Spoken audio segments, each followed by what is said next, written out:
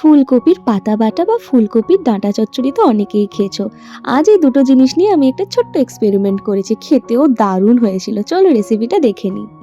প্রথমেই এখানে কপি ডাঁটা নিয়ে নিয়েছি। কচি ডাঁটা হলে খুব ভালো হয়, মোটা ডাঁটা হলে কিন্তু ভালোভাবে তোমরা কেটে নেবে, খুব ভালো করে সেদ্ধ করবে। সেদ্ধ না হলে কিন্তু খাবারটা খেতে একদম ভালো লাগবে না।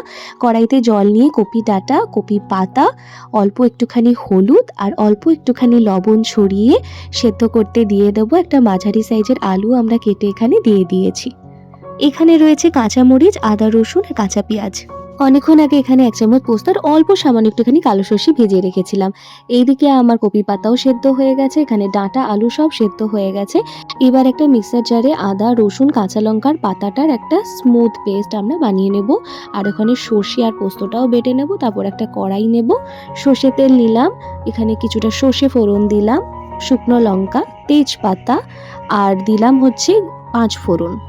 এবারে কেটে রাখা কাঁচা পেঁয়াজগুলো দিয়ে দিয়েছি, আর যে রসুনগুলো কুচি কুচি করে কেটেছিলাম ওগুলো দিয়ে দিলাম।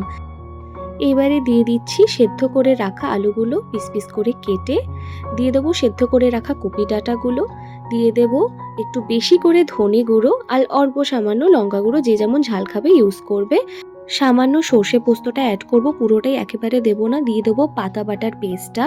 এরপরে দেখবে এরকম টেক্সচারটা চলে এসছে। দিয়ে দেবো স্বাদ মতো নুন, স্বাদ মতো চিনি। রান্নাটা কিন্তু মিডিয়াম ফ্লেমে করবে, দেখবে অনেকবার জলটা একদম টেনে নিচ্ছে। অল্প অল্প করে একটু গরম জল মেশাবে, রান্নাটা করবে। বাকি সর্ষে পোস্তর পেস্টটা এখানে দিয়ে দিলাম। এরপর ভালোভাবে রান্নাটা করতে হবে। কালারটা একদম লাইট গ্রিন থেকে পুরো একটু ডার্ক গ্রিন হয়ে যাবে যখন, তখন শুকনো পোস্ত ছড়িয়ে দেবে ওপর থেকে। তারপর আবার কিছুক্ষণ রান্নাটা করবে।